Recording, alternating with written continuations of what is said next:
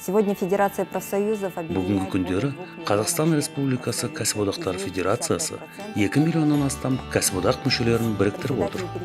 Олардың 65% әйелдер. Бұл әйелдердің кәсіподақ қозғалысында алатын рөлін көрсетсе керек. Гендерлік теңдік мәселелері мен еңбек етуші әйелдердің құқын қорғау кәсіподақтардың назарынан тыс қалған емес.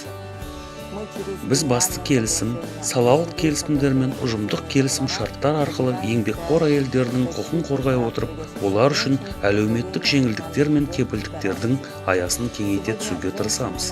Қазір еңбек рыногындегі әйелдердің үлесі бюджеттік салада 70%, ал жалдамалы жұмыскерлер арасында 45%-ды құрайды. Сондықтан да кәсіподақтар бұл мәселелерден шет қалған емес. Кәсіподақтар еңбек кодексіне әйелдер үшін ананы қорғау, әйел еңбегін қорғау сынды жеке баптардың енуіне қол жеткізді.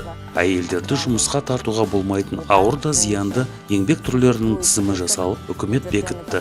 Оның үстіне басты және салалық келісімдер арқылы біз әйелдер үшін қосымша жеңілдіктер мен кепілдіктер қарастырдық.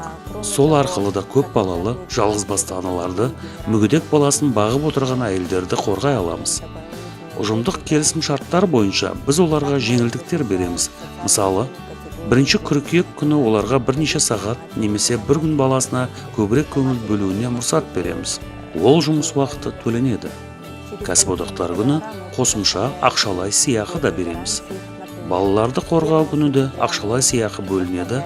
Ана мен баланың шипажай курортта емделуі де қарастырылған.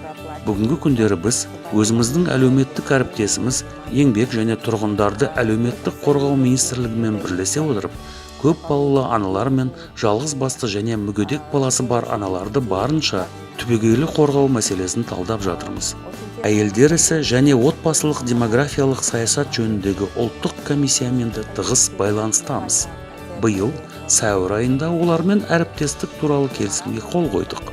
Енді бірлесе отырып түрлі іс-шаралар өткіземіз. Елдегі әйелдердің жағдайын жақсарту үшін заңнаманы жетілдіру барысында қосылып жұмыс істейміз.